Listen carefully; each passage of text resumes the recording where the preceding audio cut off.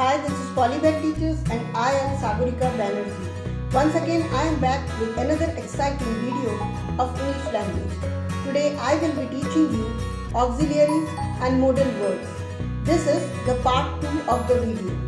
So stay tuned to my channel, #Polybanteaches, and watch the video till the end. So before I begin my today's class, let me just share my screen with you all. Today I will be taking up auxiliaries and modals, and this is the part 2 of the video. So last time we had, if you remember, we had already done few of the modals and auxiliaries. Now to continue with, we have must and ought to. So must is used to express the necessity or obligation. You must improve your spelling. We must get up early. So here the blue colored words which you can see, must improve, must get up. This shows the necessity and the obligation. Must refers to the present or the near future, right? To talk about the past, we use had to instead of must. So the past form of have to. So must has no past form. So yesterday we had to get up early. Here we will not write yesterday we must get up early. That will be wrong sentence. So must is basically used in the present or in the near future. And for in place of must in the past tense, we can use had to. Like here it is used, yesterday we had to get up early. Now next is, must is often used when the obligation comes from the speaker. When the obligation comes from somewhere else, have to is often used. For example, I must be on a diet. So it is my own idea, I must be on diet. And this is my own choice, my feelings, my obligation.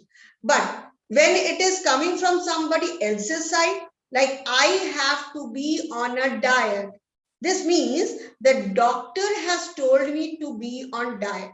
So in such cases, when somebody else has advised me and then I am telling it to others, then it can be replaced, must can be replaced by have. Must can also express logical certainty, like living in such crowded conditions must be difficult. That means I'm sure it is difficult to live in such crowded conditions. She must have left already. That means I'm sure she has already left. Now comes ought to. What is the meaning of ought to? Ought to is generally written to express the moral obligation or desirability. For example, we ought to love our neighbors. We ought to help him. You ought to know better. That means moral obligation is there attached with ought to, and sometimes the desirability. Ought to can also be expressed to show the probability. Here, prices ought to come down soon. That means this has not happened, but it is seen that chances are there, probability is there. This book ought to be very useful. Means I have not read this book, but I feel, this is my personal view, that this book ought to be very useful. So probability is there. Then comes used to or need and dare. So the auxiliary used to expresses a continued habit. So there used to be a house there. So it is a discontinued habit. Discontinued means it was sometimes back, but now it is no more. So there used to be a house there. I used to live there when I was a boy. So this is discontinued habit. Strictly speaking, used to is an auxiliary verb. In colloquial English, however, did you used to and did not used to usually replace used to and used not. So the auxiliary need denoting necessity or obligation can be conjugated with or without do. When conjugated without do, it has S and ED forms and is used with an infinitive without to. only in the negative and interrogative sense. And in sentences that contain semi-negative words like scarcely, hardly, these are semi-negative words. So let us see the examples of this rule. He need not go. It is not necessary for him to go. This is the meaning of the sentence. He need not go. There is no need of putting to here. Need I write to him? Again, no need to put to before write. I need hardly take his help. Again, no need to put to before the verb. When conjugated with do, need has the usual forms like needs, needed, and is used with to infinitive. It is commonly used in negatives and questions. It sometimes occurs in affirmative also. So we cannot deny that fact. Do you need to go now? Question sentence. Does he need to go now? To is here used here. Question sentence. Yes, he needs to go now. Again, affirmative sentence and needs is there with to. I don't need to meet him. Negative sentence, but to is used. One needs to be careful. Again, affirmative sentence with needs and to. Now compare. I didn't need to buy it. That means it was not necessary for me to buy it and I didn't buy it. I needn't have bought it. That means it was not necessary for me to buy it, but I bought it. So in the second sentence, you can see I have already bought it. And now I am feeling that I needn't have bought it, means it was not necessary for me to buy it, but still I have bought it. In the first sentence, I didn't need to buy it. That means it was not necessary for me to buy and so I didn't buy it. Have you understood the difference between the two? Okay. The auxiliary dare, which means be brave enough to. Dare word means brave enough.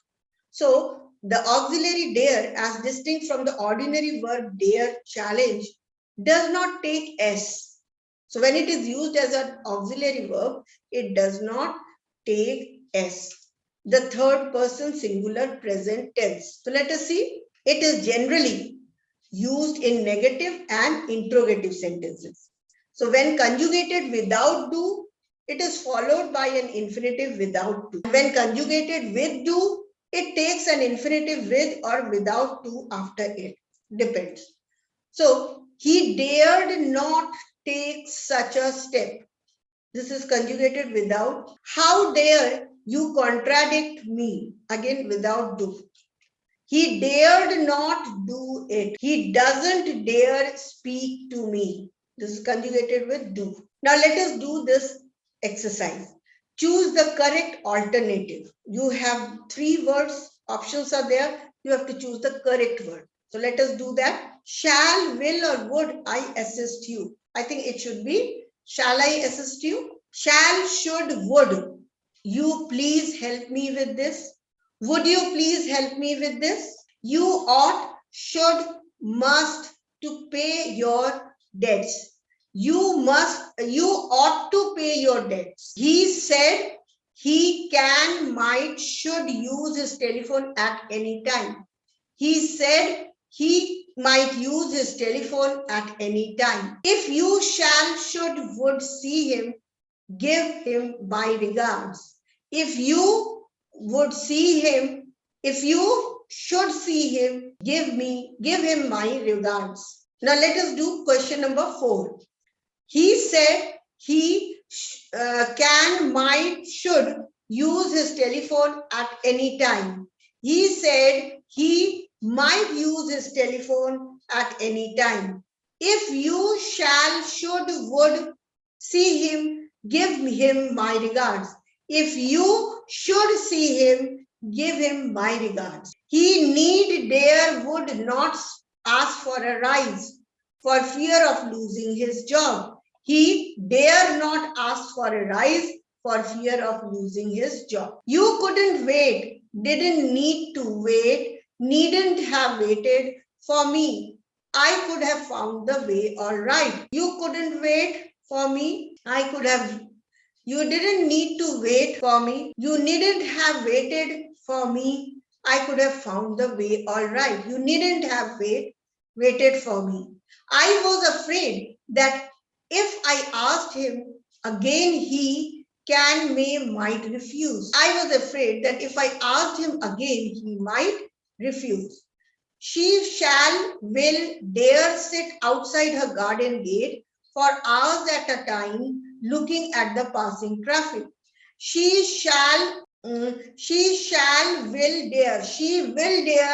will sit outside her garden gate for hours at a time looking at the passing traffic. Should, would, shall you like another cup of coffee? Would you like another cup of coffee? I wish he would not play his wireless so loudly. I wish he would not play his wireless so loudly. I am to leave, I would leave, or I was to have left on Thursday, but on Thursday I had a terrible cold, so I decided to wait till Saturday. So I was to have left. Another exercise. Let's see what we have to do. Rewrite each of these sentences using a modal verb. So, do you allow me to use your phone? May I use your phone? I was in the habit of going to the beach every day when I was in Chennai. I used to go to the beach every day when I was in Chennai. He will probably pass his driving test easily. He may pass his driving test easily. Perhaps he forgot about the meeting. He may or might have forgotten about the meeting. I suggest visiting Qutub Minar. Shall we visit Qutub Minar? It is necessary that you do not wash the car. The paint is still wet. You must not wash the car. I am certain that they have left already. They must have left already. I am sure he is over 70. He must be over 70. It was not necessary for me to meet him, but I met him.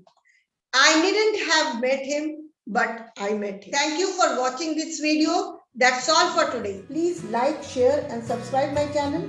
That is #Polybanteaches. And yes, do not forget to strike on the bell icon so that you get the notifications of all my latest videos. So till I bring more videos, bye bye.